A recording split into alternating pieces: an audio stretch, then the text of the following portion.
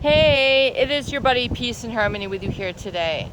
We're going to focus in and kind of zoom in on the malignant narcissist, or the psychopath's biggest tool in emotional manipulation, and that is harsh criticism, harsh judgment.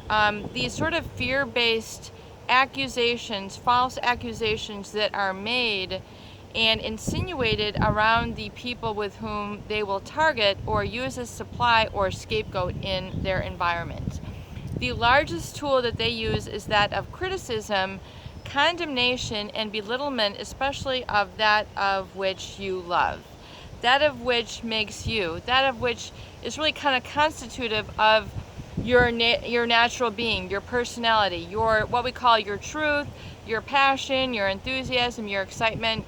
And those are sort of robbed from you when you are in a prolonged and chronic relationship with a narcissist, a malignant emotional manipulator, somebody who really sort of treats others poorly in order to let them know that they are better than. And because so much of the world is really going in that direction, that, it's bigger, better, faster, the I am bigger, better, faster, it's really sort of the high maintenance relationship that the narcissist will have you feed in, believe in. And then furthermore, the number one problem I find with those people who are involved with malignant narcissists, covert narcissists, or psychopathic people then is the epidemic of reaction. And I'm going to call it an epidemic because what ends up happening is the individual feels that they have to lash out, respond to, and react to the criticism. They get caught up in a conflict consciousness where they can't focus in on their goals, their objectives, their dreams, their desires, really sort of, happening, from that flow of life. And as life is meant to live, they are programmed to live in a whole nother stratosphere. They're programmed to live in a whole nother vibrational level of consciousness and awareness and being, and that is fear-based, based on the trigger of the adrenaline, the cortisol, that is meant to sort of protect oneself against this invader, which is this person who then sort of uses words, emotions, and nonverbal behavior to treat you in this abusive, emotionally manipulative way that is largely fear-based. And it is oftentimes in an attacking nature against that which makes you you. And so it's absorbed as, then self-doubt. It's then absorbed as social anxiety. It's then, the defense mechanisms become so strong, the body then eventually begins to shut down into a depressive state because it's like, I can't. The body begins to shut down. It can't function. It can't think. The activity begins to become so hypervigilant in the mind. All the neural circuits are on overdrive, and the other neural networks and neural highways, which are more geared towards your passion, your I am, your fulfillment, your happiness, are then deactivated. Basically, a slowing down of activity in the brain. And the work of Dr. Joe Dispenza has been really wonderful in examining this, and and how the neural networks either light up or are unlit, based on sort of this programming, and so it's very important to really sort of begin to realize the cause that has created this effect in your life.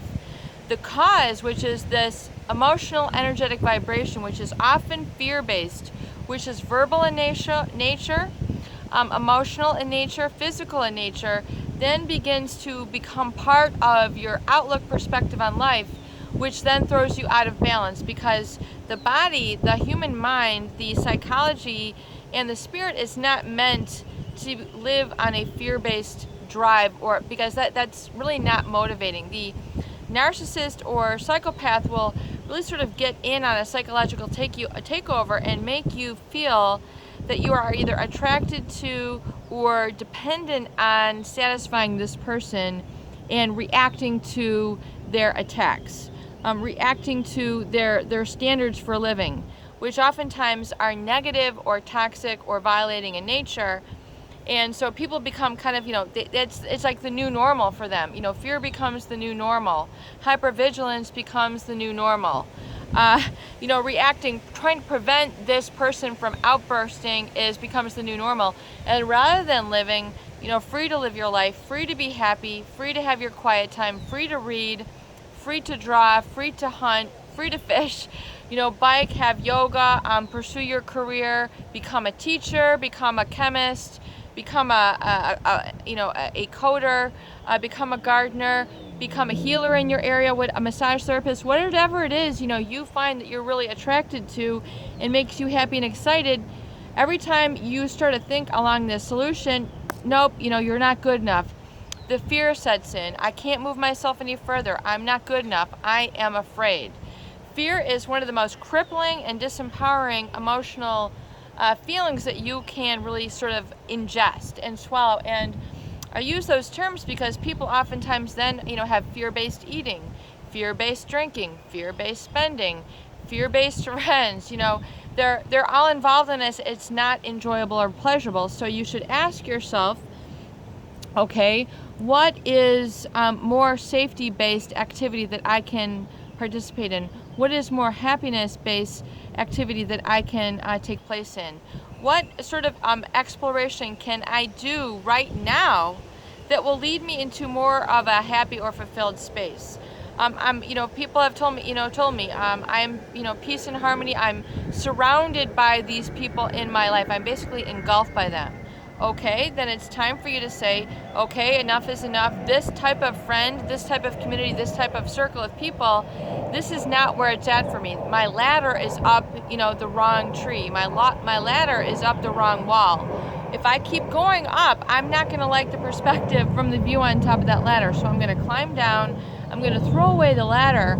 I'm now going to build a new foundation in pursuit of happiness, which is true to me. So it's a permission-based I am. And, especially with the self-esteem movement, a lot of people feel like, well, I have to be, better than in order to be. And that is not the case. I think people will most oftentimes find that their be space is in a harmony space, which is more of a getting along dynamic. In other words, it's more of like, I really like other people. I like other religions. I like other colors. I like other foods. I like other places to live. I like other tempos of life. I like others' experiences of life. I might like this and this kind of music, but the narcissist never let me have it. This group of people never let me have it. I had to do this to cool. I had to pick up smoking. I had to pick up drinking. I had to, pick up credit cards. I had to pick up this and this career because I was based out of fear and not my true strength or desire or where I want to be or how I feel happy, how I feel safe. Because when you really look at the variety and spectrum of human emotions, what is most valuable to you? Oftentimes it becomes with freedom, happiness, safety, security, lack and the cessation of judgment. So when you're not living in that judgment, all caught up in the mind, which is where oftentimes the malignancy and the psychopathy, end up taking, is that, they're all in the mind, and oftentimes, especially the psychopath, because they feel so empty of emotion, they're all caught up in the mind. They are so restless. They constantly need, and it's not that they're, all negative, but I'm just saying that it can be very destructive because these people are on like a hyper overdrive in their activities, and they'll do all sorts of things, to, have their boredom, cease their boredom, or have, boredom cessation, that, that they'll oftentimes resort to a lot of the negative fear and anger-based criticism to keep the people in their life, like, living the way that they think that they should be living. And oftentimes people say, this is not right, but they can't, disengage from it. They don't like living by the tenets of hate. They don't like living by the tenets of fear. They don't like living by the tenets of judgment. They want to be something totally different. And oftentimes, just having your own space is not what is supported by this malignant narcissist or the psychopathic individual. They're going to want to draw you back, for your needs, and they're going to give you the insults, which you need to pay attention to but not absorb. Just be aware of them. The sort of statements that they might have made to you in your past, or maybe that's still part of your identity, because your identity is made up of this word, this self-talk, which then becomes a feeling within you. You're only here when you need this. Why don't you have this? You only call us when you need something. They'll have you perceive your motivation or your drive for getting together in a whole nother light, which has nothing to do with reality. It has everything to do with their projection. So I want you to really realize that giving yourself the permission to let go of that fear-based sort of relationship that these people are oftentimes caught up. It's like a circle, and let go of the fear base and just become to the point where you can say, I am, I exist. And even if it's a very quiet space, that is a beautiful space to be in, because then you can become to live in the present.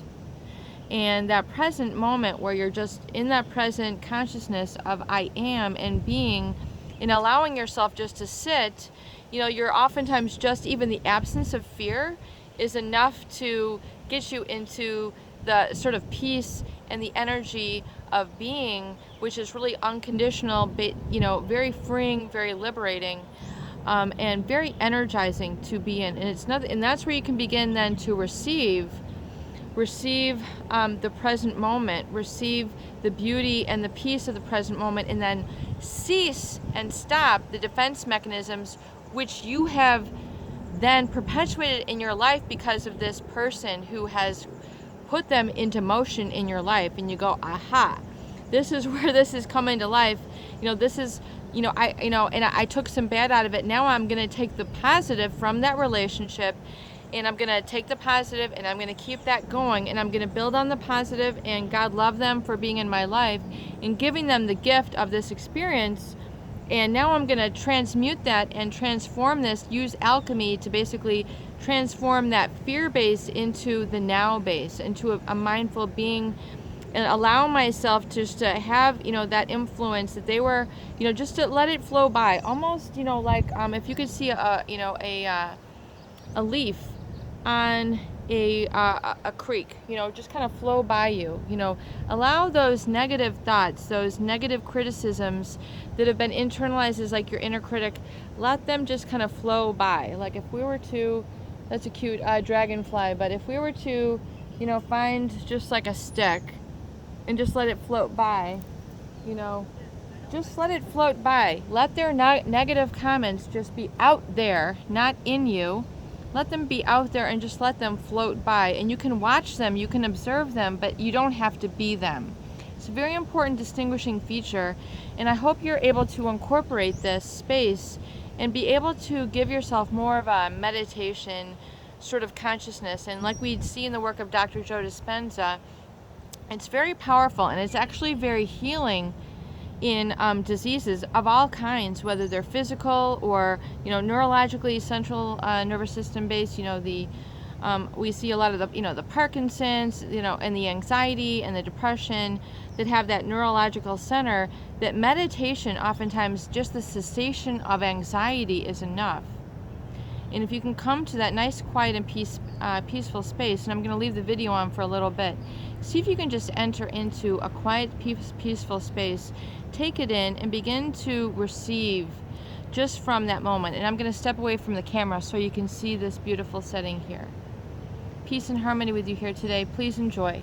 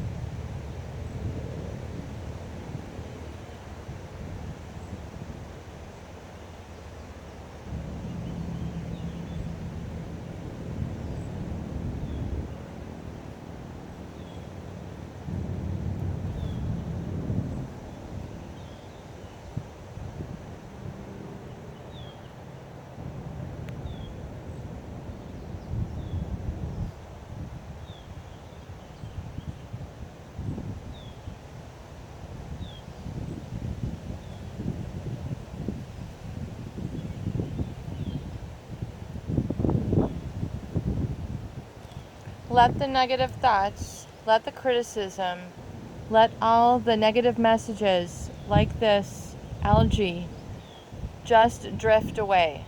As I throw it on this water, this is really kind of a metaphor or representation for a negative criticism, the negative comment, the I can't, that have been really placed into your mind. Get rid of them, let them go, and let them flow away. Let them flow away into a river of consciousness that doesn't interrupt you, that doesn't violate your personal space. Let it be outside of you and just let it be, and don't react. Come from a place of safety and presence and mindfulness, and allow just the positive energy just to be there with you. And begin to really design your life from that safe place. Begin to design your life from that space of freedom and joy and contentment. Begin to find those things which you're interested in from this space rather than the space of an inner critic. And let that be your foundation.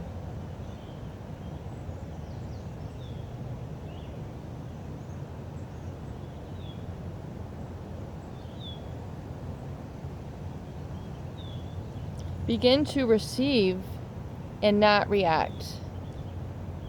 Begin to receive and not react.